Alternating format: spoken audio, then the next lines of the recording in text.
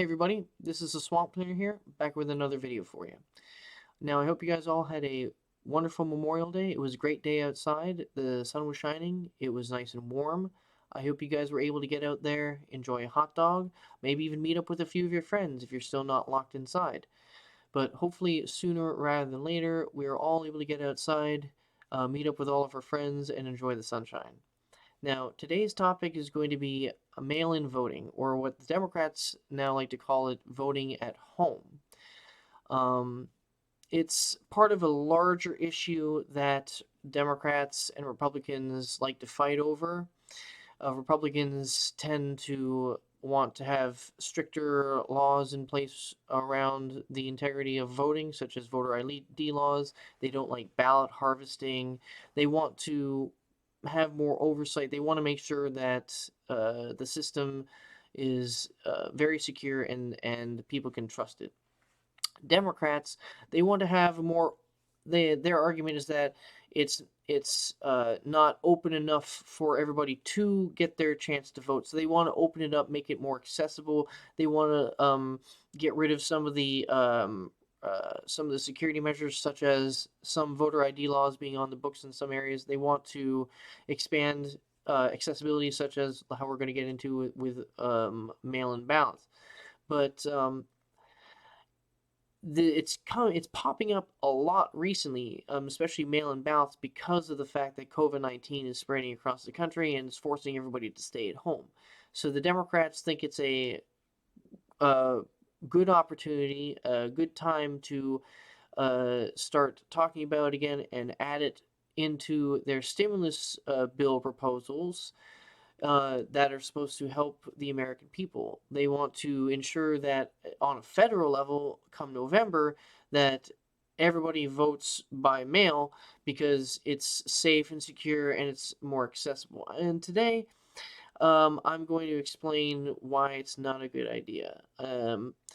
And we need to have integrity in the system of voting, because if people lose faith, lose the trust in the system that votes in the president, senators, congressmen, and pretty much any other head of office, that is a major problem for uh, our republic. It's a major problem for any kind of democracy, because the whole idea of democracy is people vote and their vote gets tallied, whether or not it's by a direct vote or whether it's voted and then it's done by representative republic, such as through a electoral college. Either forms of that would start to crumble if just people would not go to vote. I mean, you'd have an issue. So I'm going to explain. Well, actually, you know what? Let me get into first off why it's not a good idea. Just when it comes to accessibility, it's rife with for manipulation, and Democrats like to argue or like to preempt the Republican or the right wing argument that they say that there's no fraud going on. There's no election fraud going on. And I'm not saying that none exists, because there is some examples of election fraud that do occur where states have mail-in voting, which is allowed, such as New Jersey. But the issue here is that it's that's not what the argument is. The argument is that by giving more accessibility, you are creating more and more chances for fraud to occur. And I mean, I can give you possible scenarios right off the top of my head. Let's say, you know what? Let me start off with this one.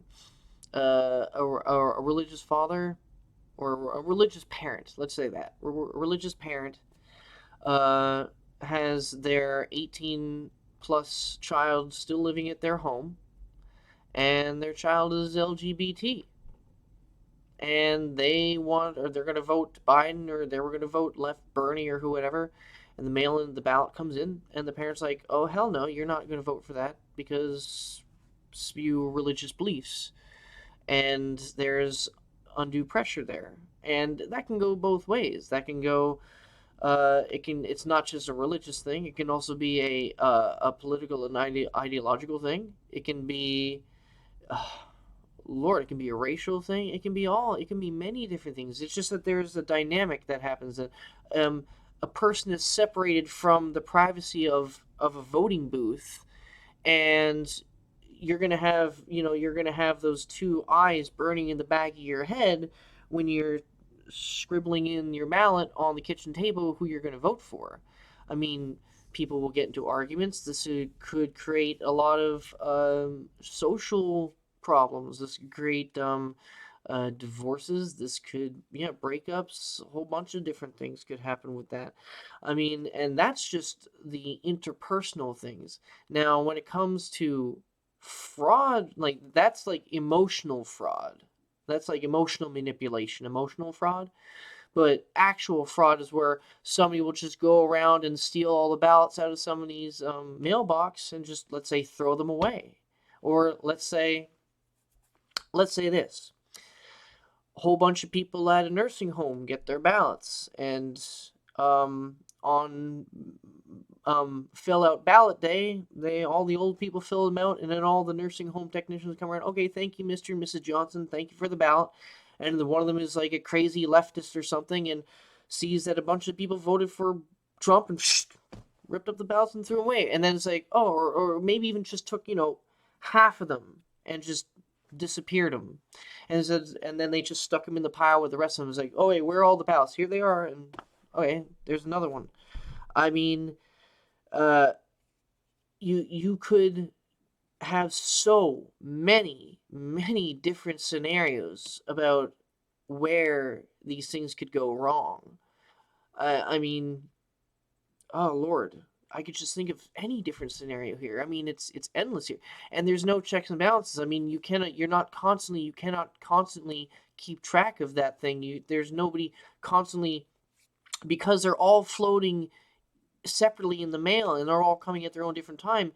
It's so hard to track and you can't control. If everybody's voting in one spot in one place, and all the votes are accrued in one spot, and there's multiple people looking and watching, and then it's taken from one spot to the next, and it's like by a group of people, and it's watch track. That's easier to track. They put like GPS trackers on these things, like a lot of cases.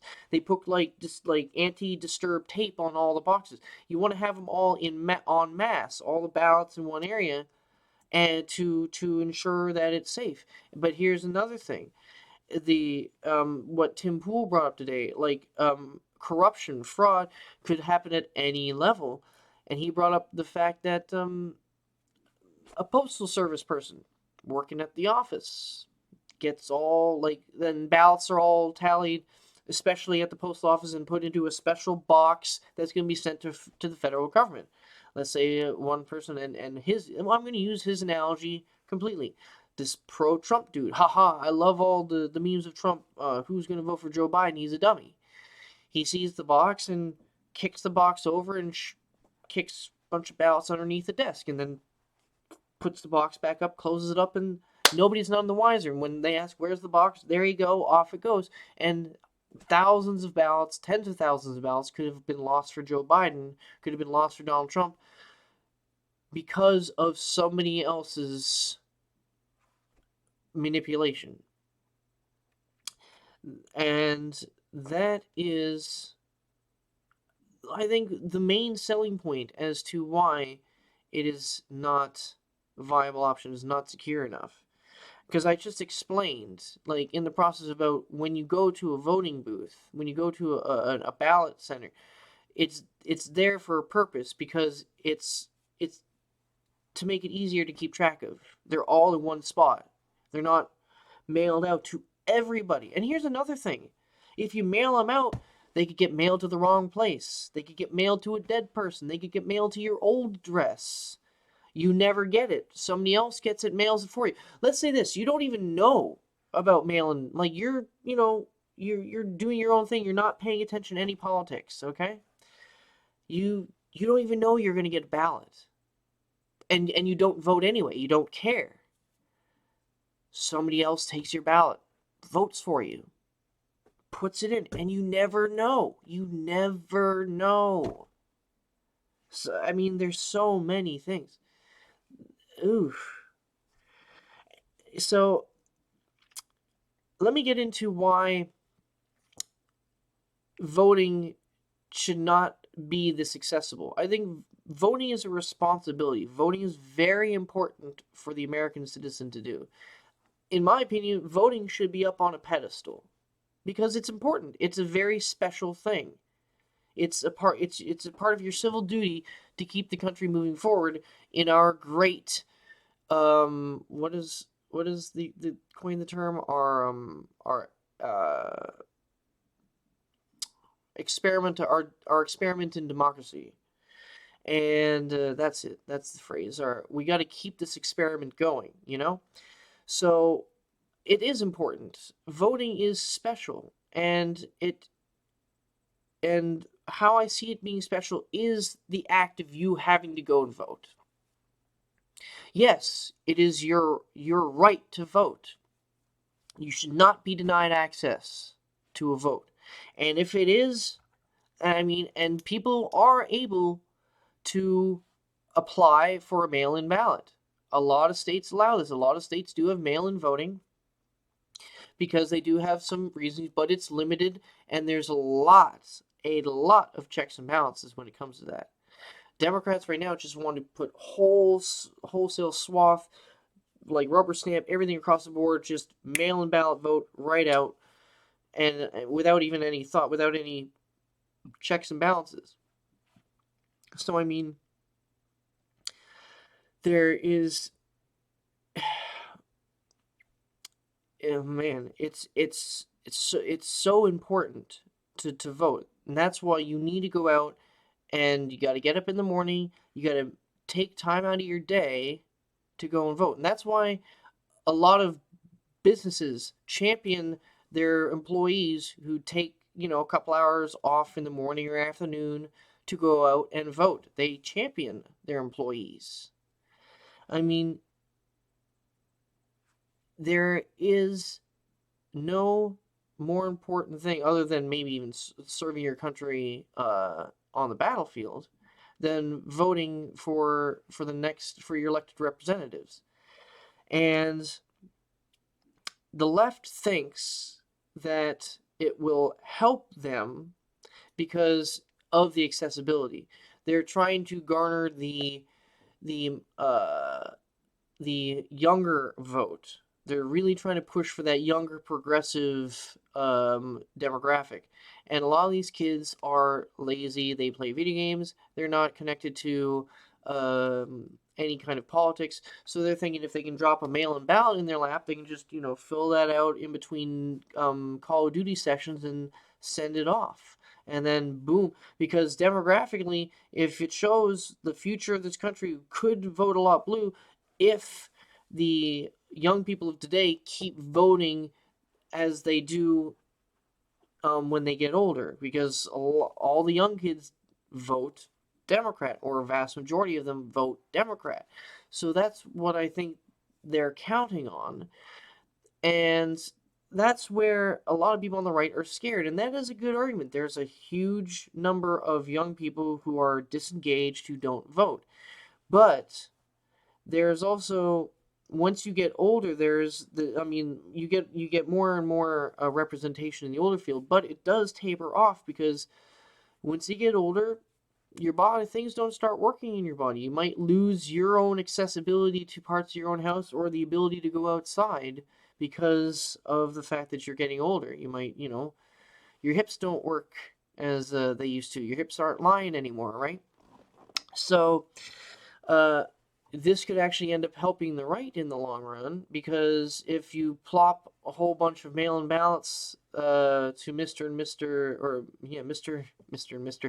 Mrs. Johnson again, and they're at home, they don't like to drive. They don't want to get up earlier. They don't want to get out into the insane traffic to go to their polling place and stand in line and get haggled by like a pro-lifer or haggled by a pro-choice person outside the polling place, screaming at them about having to save a baby or having to abort a baby or something about that.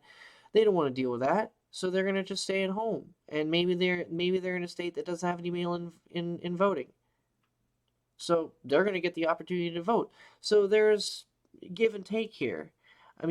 How much so we don't know, but a good example is the fact that in California, CA 25 flipped. It was held by a Democrat, but before her, it was previously held by a Republican. So yes, it's traded places back and forth, but it's flipped. It was +9, I believe, +9 or 10 Democrat, but now it's flipped to +12 Republican. That's a huge 20+ point swing, and that's in California where they did implement mail-in voting, and they blew it out. Like, these Republicans blew out, and a lot of this is due to the fact that mail-in voting heavily favored the Republicans, at least in that case. So it's up in the air. I mean, in my opinion, it's the cons severely outweigh the pros when it comes to mail-in voting. There's just way too many scenarios possible for manipulation, for corruption, for fraud to occur. That is exactly what Republicans want to avoid, and I don't think Democrats want fraud and stuff to go on. But I mean, if you give a mouse a cookie, he's gonna want a glass of milk too. I mean, it comes with the saying, comes with the territory. If you give somebody the ability to do something, they're going to take that ability and then they're going to take it a little one step further.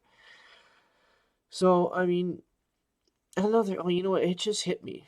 I mean, I don't think I was going to bring it up, but I think you all heard it by now. The whole super Joe Biden gaffe that you ain't black. If you don't know who you're supporting by now, between me and Trump, you ain't black. What happens if you get your mail-in ballot and let's say the Trump campaign took that and turned it into a very effective campaign commercial? And let's say you're an African American and you've got your ballot out there and you're about to fill it out, and you see that commercial come on and you see Joe Biden tell you that you ain't black if you don't vote for him. Oh boy, I mean, geez, I don't know. I mean, would you scratch that for Joe Biden, or would you maybe scratch that off for Donald Trump? I don't know. That might be very interesting to see. But you know what? That's just food for thought. So you know what? I think I'm going to leave that there. It's a good to see you guys again.